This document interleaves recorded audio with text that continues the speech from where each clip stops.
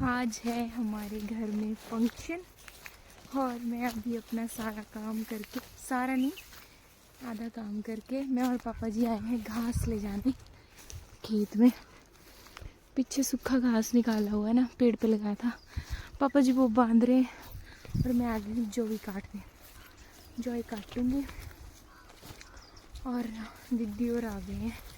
अभी टाइम 10:30-11 हो गए हैं, तो अभी मैं जॉई काटूंगी जितने में पापा सूखा घास बांध देंगे और फिर फटाफट घास लेके चलेंगे। प्रीशु को मैंने नहला दिया है और सुला भी दिया उसके पापा के पास ना। आज मौसम थोड़ा ऐसा ही है, बादल बादल से है, तो अब बिना देर किए फटाफट काटते हैं घास और फिर चलते हैं। आज मैं पटड़ू ले लूँगी मम्मी को। अया बाल फंस गए ऊपर, तो यहाँ से काटूंगी, यहाँ से ऐसे तो उसको परे को प्लेन कर दूंगी।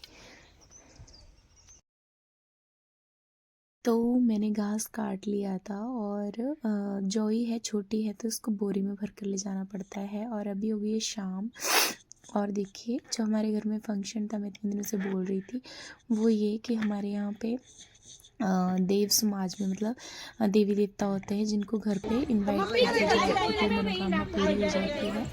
तो बस वही था कि हमने शादी के टाइम पे कुछ मन्नत मांगी थी जो पूरी हुई, और इस खुशी में हमने मुन्नी भी आ रही है पर वो सो गई है। हम लोग आए के पास भगवान जी का वेलकम किया और ये इस थाली में और तो मम्मी जी के पास में जो बड़े वो ज़रूरी होते हैं। पापा जी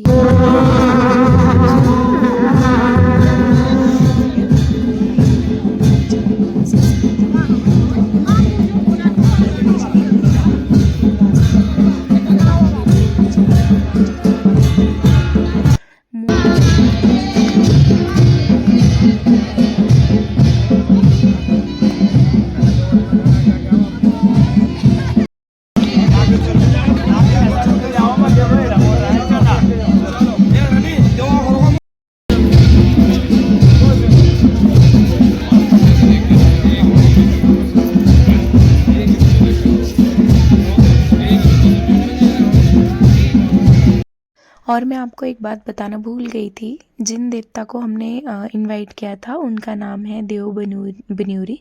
देव शत बालागामेश्वर के ये स्वरूप हैं और हम लोग, हमारी फैमिली इन्हें बहुत ज़्यादा मानते हैं।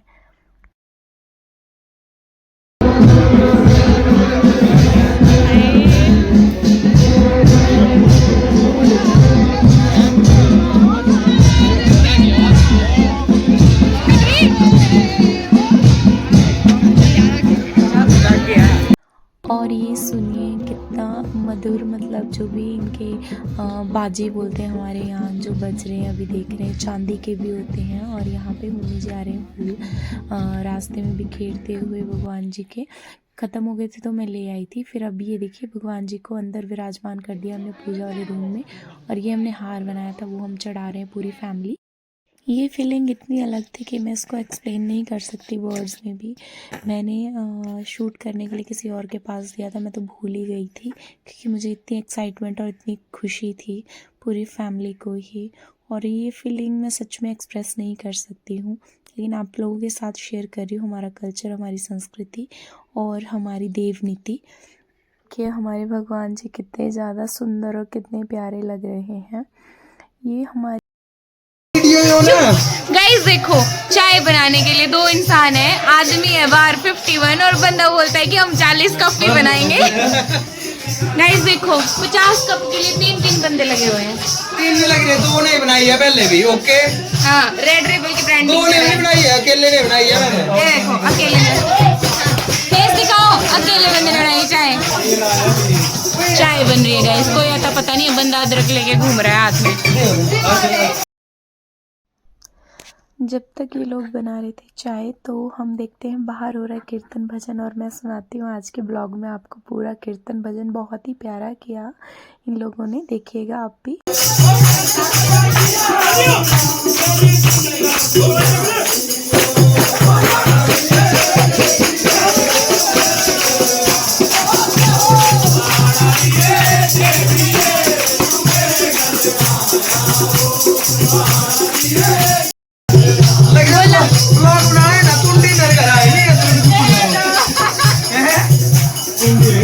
गाइस ये हमारे बुजुर्ग आदमी ऐसे धमके देते, तो बुजुर्गों के कहने पे नहीं चलना ज्यादा पूरा नहीं कुंडी हुई था ले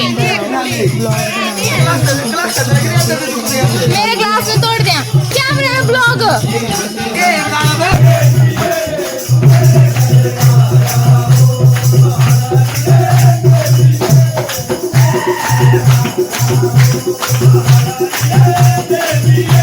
हंसी नाचा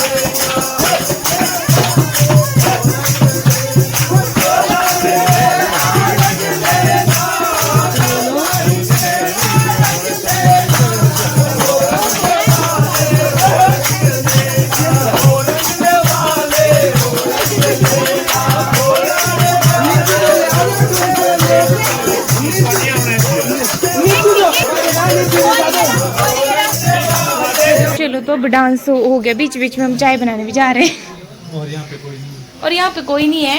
ये हमारे चाय बनाने वाले यहाँ खड़े हैं बाहर को मुंह करके, और ये देखो चाय अभी तक उबली नहीं। हेलो गाइस, कैसे चाय बना रहे हो आप? भाई आधा घंटा हो गया इसमें, हम तो डांस करके भी आ गए हैं। देखो क्या है ये, what is this? This is चाय। दिस इज चाय। एक तो दुआनी लगी ना जेड़ा गाय जो पाए वो इधर है। देखो गाइस ये चाय के नाम पे क्या है, कलंक है काला। अभी कैमरा पे थे पीयूष भाई और अक्षु, और इनकी कमेंट्री सुनना आप लोग। हां वारा ढोलकी भी हम दूर जाने नहीं अच्छी ठीक है।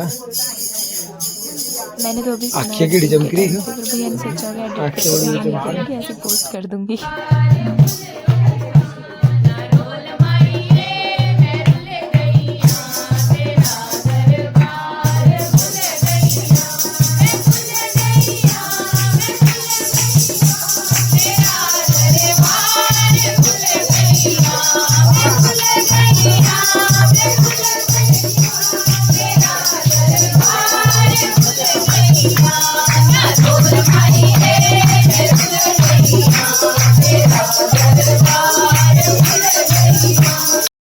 के बाद आ रही है हमारी चाय, और वो भी गंजे इंसान ने बनाई है 100 बातें करने के बाद। चाय का टेस्ट देखना कैसा है। लोग गए खाना खाने और अब तक आ गई हमारी चाय। दूजे यहाँ मैंने एक बात नोटिस करी, VIP टेस्ट है। जब वो कीर्तन करती हैं वो लोग ना तालियां कम बजाती हैं। मेहनत करने वाला ये बंदा है बेचारा। भजन लेकिन तालियां कम बजाती हैं। और जब सुन लिया, सुन दे रहे जो आए हुए कीर्तन कर रहे थे ना, तो वो फुल ऑन एनर्जी के साथ मतलब तालियां भी बजाते हैं, गाते भी हैं सब लोग, और ढोलक का भी और नाचने को भी मन करता है। लेकिन कोई नहीं, अगली बार जब कीर्तन होगा कभी भी तो हम सब लेडीज को बोलेंगे और फिर नेक्स्ट कीर्तन भी मैं आपको सुनाऊंगी। और यहाँ पे पीयूष भैया ने बनाई थी चाय, उनके साथ थोड़ा सा हंसी मजाक चल रहा था। और अब मैं नेक्स्ट डे की क्लिप दिखाऊंगी आपको।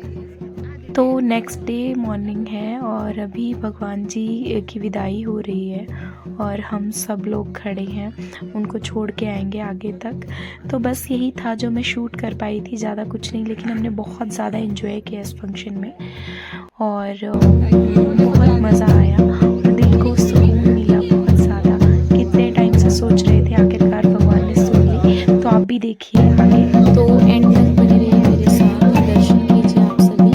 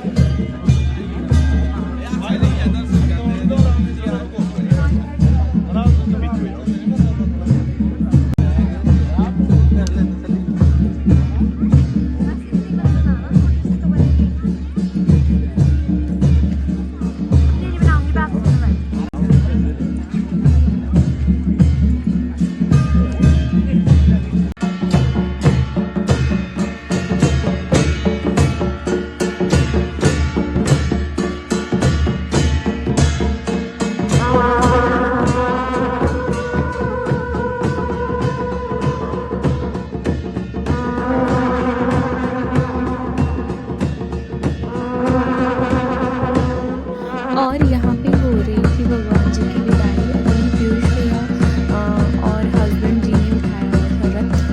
हस्बैंड जी पीयूष भैया थोड़े आगे तक छोड़ेंगे गेट तक, फिर बारी बारी करके ना सारे लोग उठाते हैं, मतलब सिर्फ जेंट्स। और रथ को उठाने के लिए काफ़ी मतलब हिम्मत चाहिए होती है, वैसे नॉर्मली सब नहीं उठा सकते हैं। तो फिर ये सब चले जाते हैं छोड़ने के लिए। इस टाइम मन बहुत भारी था, जितनी आते टाइम खुशी थी उतने भी दुख भी हो रहा था, लेकिन अच्छा लगा। तो मैंने आप सभी लोगों से शेयर किया जो भी मेरे घर में फंक्शन हुआ और उसकी जितनी भी क्लिप्स मेरे पास थी, जो भी मैं शूट कर पाई। मैंने उसमें सच बताऊं तो बहुत कम शूट किया है कीर्तन वगैरह का, और थोड़ा बहुत शूट किया है। बाकी मैंने मतलब कभी किसी के पास फ़ोन दे दिया, कभी मन्नू के पास दे दिया, कभी किसी के पास दे दिया, कभी किसी के पास दे दिया, ऐसे करके ही ब्लॉग शूट किया है। और उसमें बहुत ज़्यादा चीज़ें ऐसी हैं जो नहीं दिखाई हैं, जो शूट भी नहीं कर पाई हूँ मैं। और जो भगवान जी आए थे देवबन्यूरी बालाकामेश्वर, शत बालाकामेश्वर, तो उनमें हमारी बहुत मान्यता है, बहुत आस्था है। मैं तो शादी से पहले भी उनसे जुड़ी हुई थी, लेकिन यहाँ का जो मेरा परिवार है वो शादी के बाद ही उनसे जुड़ा हुआ है। तो ये जो देवता है वो सतयुग के देवता है, इनका कहा सच होता है, हर एक बात सच होती है। हाँ, उसके बाद ना फंक्शन के बाद, क्योंकि मैंने आपको बताया था कि हर चीज़ हमने निकाल दी थी, जैसे जूते हो गए, जूतों को भी घर से बाहर रखते हैं, चमड़े की कोई भी चीज़ घर के अंदर नहीं होनी चाहिए। तो हमारे जितने भी चमड़े की मतलब अटैची वगैरह, briefcase, shoes, belt, wallet, even though जो हमारे घर में गेस्ट भी आए थे उनके भी वॉलेट, जेंट्स के और लेडीज़ के पर्स वगैरह हमने साइड में रखे थे, मतलब ताई जी के घर पे रखे थे। कोई भी ऐसी चीज़ घर पे नहीं होनी चाहिए उस दौरान जब तक भगवान जी आपके यहाँ होते हैं। और दूसरी चीज़ ये कि आपके मतलब जैसे ना छत है, स्लैब है, लेंटर है, तो उसके ऊपर कोई नहीं जा सकता जब तक भगवान जी आपके घर में विराजमान है। तो छत पे जाना मना होता है, हमने लॉक लगा के रखा था अपने ऊपर वाले डोर पे। और दूसरी चीज़ ये कि अगर बारिश हो, तूफ़ान आए, जो मर्जी आए, लेकिन आप मतलब जैसे टेंट वगैरह की व्यवस्था की होती है सब जगह, तो आप जो है ना आंगन पे, क्योंकि बारिश से बचने के लिए टेंट तिरपाल वगैरह तो लगानी पड़ती है, टेंट वगैरह लगाते हैं लोग, आप साइड में पर्दे वगैरह लगा सकते हैं, लेकिन छत के आगे मतलब भगवान जी जहाँ से गुजरेंगे तो उनके ऊपर से किसी भी तरह के कोई भी तिरपाल, टेंट या ऐसा कुछ नहीं होना चाहिए। वो इस चीज़ को बिल्कुल नहीं मानते हैं, अदरवाइज़ वो उस रास्ते से क्रॉस ही नहीं होंगे। तो हमने पहले तिरपाल लगा के रखी थी उनके आने से पहले। हालांकि हमें ये चीज़ पता थी, तो हमने उसको फोल्ड करके ना ग्रिल के ऊपर ऐसे बांध दिया था कि भगवान जी नीचे से गुजरेंगे तो फिर उसके बाद हम तिरपाल को ऐसे लगा देंगे।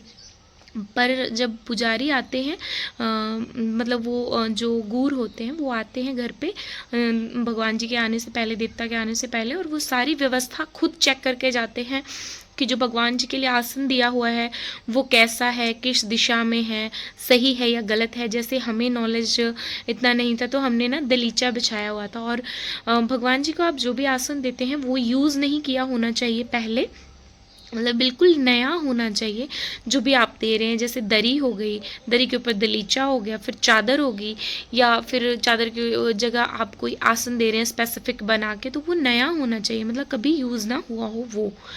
तो जैसे हमने आसन दिया था तो हमने ना एक दलीचा, मतलब जो पूरे रूम के लिए होता है वैसा हमने रखा था। फिर उसके ऊपर हमने उसके नीचे हमने पंद रखी थी, फिर दरी रखी थी, फिर दलीचा रखा था। उसके ऊपर हमने सोचा था कि एक और दरी करके, चद्दर करके, उसके ऊपर मैंने एक आसन लेके आई थी मैं मार्केट से स्पेशल रेड कलर का, तो वो रखेंगे।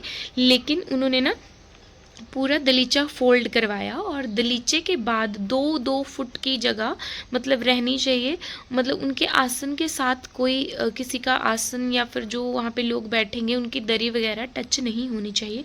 तो इतनी सारी चीज़ें होती हैं उनका मतलब साफ़ सफाई वगैरह सारी चीज़ें, बहुत सारी चीज़ें होती हैं, देखनी पड़ती हैं। खान पान चीज़ों का मतलब घर में साफ़ सफाई, कोई और चीज़ें नहीं होनी चाहिए, तो इन सब चीज़ों का ध्यान रखना पड़ता है। और उम्मीद करती हूँ आपको मेरे ब्लॉग पसंद आ रहे होंगे। और ना मेरे मतलब क्योंकि मैं ब्लॉग नहीं बना पाई थी, और जब तक भगवान जी थे तो हम नंगे पैर दौड़ रहे थे, उस वजह से तबीयत ख़राब हो गई। पहले मम्मी जी बीमार हुए, फिर मेरी गुड़िया बीमार हो गई, उसको तो बीमार हुए, मतलब जब से वो बीमार है अभी तक ठीक नहीं हो पाई है। और उसको ना पहले फ़ीवर हुआ, फ़ीवर ठीक हो गया, अब कोल्ड हो गया, कोल्ड हटा है उसका, अब उसको डाइसेंट्री वगैरह, लूज़ मोशन स्टार्ट हो गए हैं, तो मतलब कुछ ना कुछ लगा हुआ है। और उसके बाद हस्बैंड जी बीमार हुआ, अब मैं बीमार हो गई, पापा जी बचे हुए हैं, उनकी भी थोड़ी तबीयत ख़राब चल रही है आजकल। उस दौरान मैं शूट भी नहीं कर पाई इतना ज़्यादा, और कंटिन्यूसली ब्लॉग अपलोड भी नहीं कर पाई, तो ना व्यूज़ बहुत कम आ रहे हैं। मेरी आप सभी से हम्बल रिक्वेस्ट है कि प्लीज़ प्लीज़ प्लीज़ वीडियो को लाइक, कमेंट, शेयर, और जिन्होंने चैनल अभी तक सब्सक्राइब नहीं किया है प्लीज़ सब्सक्राइब कीजिए, और अपने कांटेक्ट में सबसे मतलब रिक्वेस्ट करिए, उनको शेयर करिए कि वो भी ब्लॉग्स देखें, और आप लोग अपना प्यार ऐसे ही बनाए रखें। मिलते हैं नेक्स्ट ब्लॉग में, तब तक के लिए राधे राधे।